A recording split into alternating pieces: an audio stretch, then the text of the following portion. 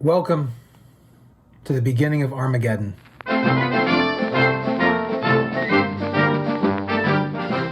And here we are, April 2nd, 2020.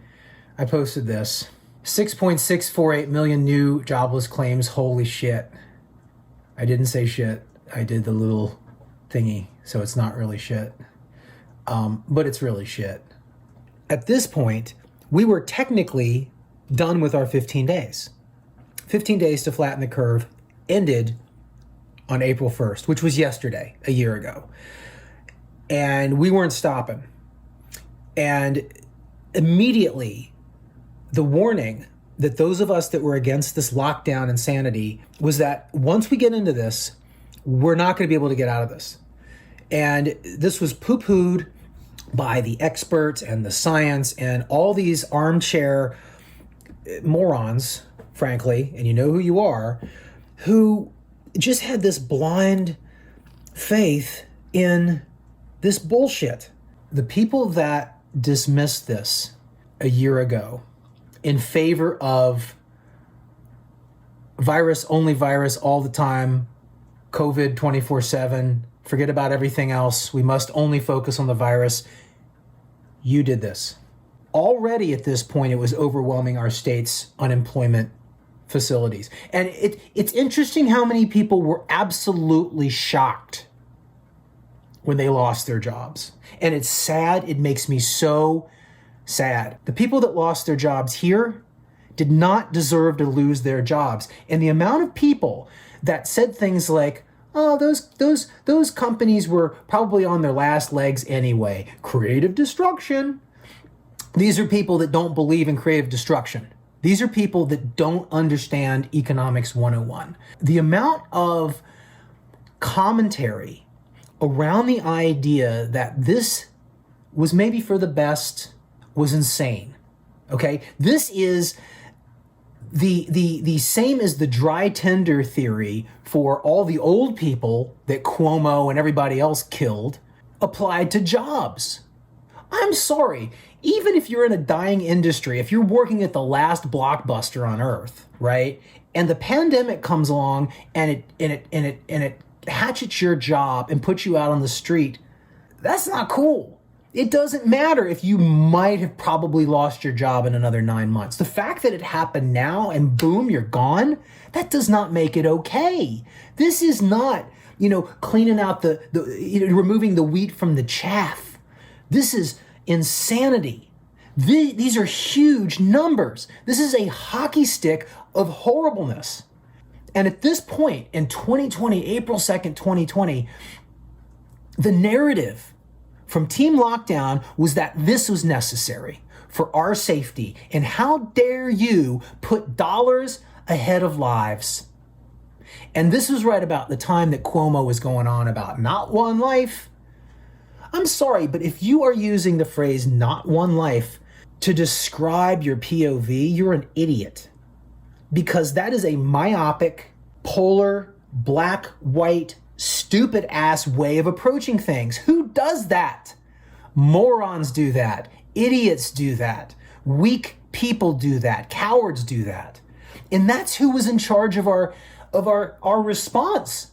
It was a bunch of hysterics and apparently a bunch of people with zero courage. This was not a 3 to 5% death rate. The people that contended that this was worth it are on the hook for the damage.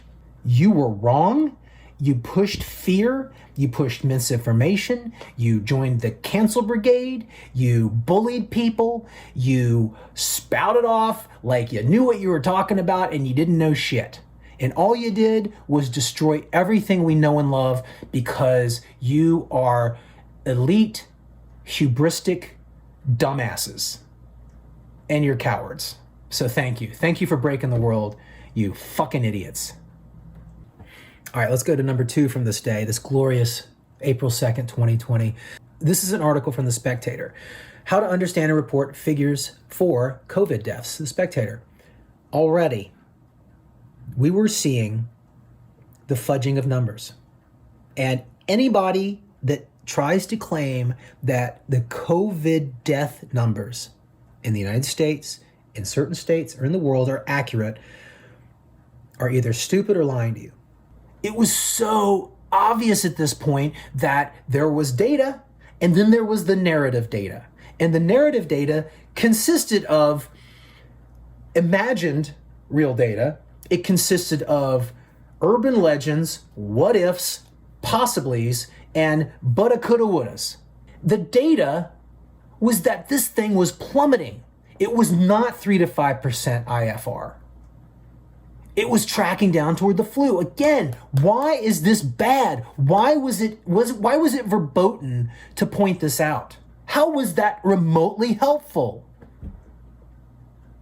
The idea that even though we knew that the IFR was tracking down to be very, very close to flu at this point, so many people really actually believed that by pretending that this is worse than it is, that we would be able to get to a solution quicker. That is an absolutely cancerous way of thinking. That is dishonest. That is naive. And it is supremely unhelpful. And that's exactly what was still going on here. And that's why I posted this. I was trying desperately. This is the fourth article or study that I had posted in the 2 weeks to flatten the curve, right? Which was over by now, technically. Still going on. We were using the wrong data. We were using assumed data. Even the times when Team Lockdown was taking the actual data that we had, they were parlaying it into the worst possible scenario. Who plans only using the worst possible scenario? Idiots do. Destructive people do. Selfish people do. Privileged people do. Adults do not. Sober people who understand that this is an emergency and also understand the need to stay calm and focused and rational and honest do not do that. We look at the data. We say, hey, this is looking pretty good. This looks like the data from this other thing. It seems to be tracking. Yeah, there's some outliers. Yeah, we should pay attention just to make sure. There could be a variant. Even at this point, who knows? It could infect dogs. We don't know. But rational, calm adults do not do that. You take what you get, good news, bad news, and you have to make a rational decision. You don't make a decision based on shoulda, coulda, wouldas, or what ifs, or possiblies, or maybes. That is a fast track to Destructionville. And guess where we are? A year later. Good job. When you post something like this, in the middle of this mania, it's just ignored. It's odd. People either just don't want to believe it, or they take it and they file it into some weird place in their brain that I don't know where it goes. The issue continues to be the reluctance to have an adult conversation. And we have a bunch of hysterical, frankly, elite privileged people who can, they think, survive indefinitely, cooped up behind their Zooms and ordering DoorDash. Little do they know how the economy actually works. They'll get got in the end. And again, nobody's saying that this is a hoax, but you have to understand the incentives behind these numbers, right?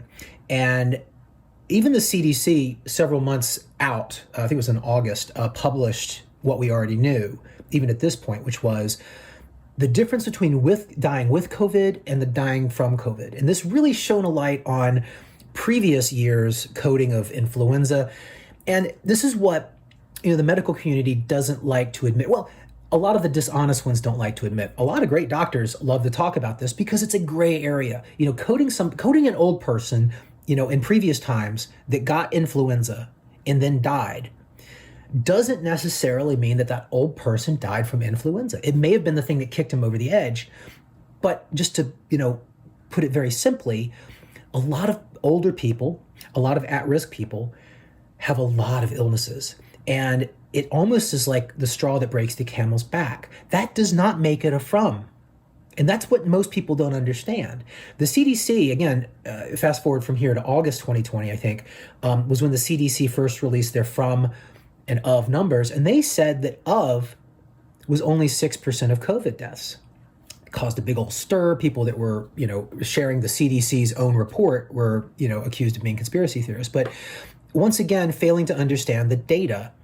Even then, when it's good news and it's informative news, has become a huge problem, even at this point. And this was April 2nd.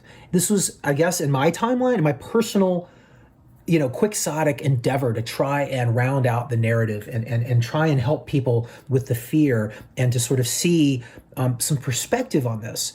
I had posted, I think at this point, this is my fourth article on the data and how the data is manipulated, how it is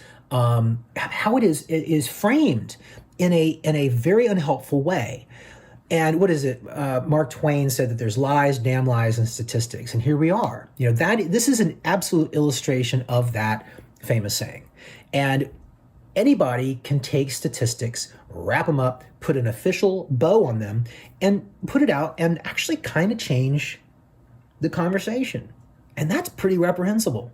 That's really unhelpful. If you are calling somebody a denier or a conspiracy theorist when they want to have a discussion about the difference between from COVID and with COVID, if they want to have a discussion about the PCR test cycles and the benefits and negatives of having these cycles cranked up so much, because there are benefits of it. There's benefits to doing both. There's nothing perfect here. I know a lot of doctors.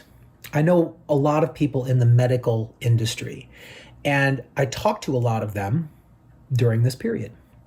And this is something that I learned very quickly, and it's absolutely true. Do a little bit of research on your own if you don't believe me.